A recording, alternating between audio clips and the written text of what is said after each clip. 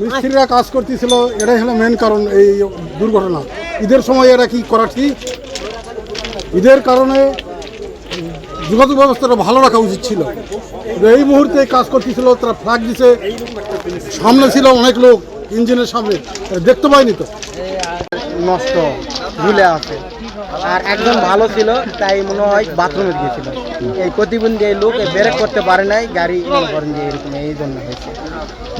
আপনি কি সামনে ছিলেন? আমি এই জায়গা ছিলাম, ওখানে কাজ করতেছিলাম সামনে। আমরা সকাল থেকে গাড়ি পার হচ্ছে একদম স্লো স্লো, কিন্তু এই গাড়িটা ব্রেক করে নাই, জুড়ে জুড়ে আসে এই অবস্থা।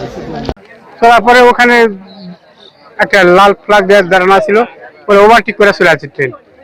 চলে আসার পরে এখানে যে রেলের ছোট গাড়ি ছিল, সেই রেলটা আবার ওই যে রেলের যে মিস্ত্রি আবার ওখানে একটা লাল ফ্ল্যাগ দেওয়া ছিল ওই ব্রিজের ওখানে।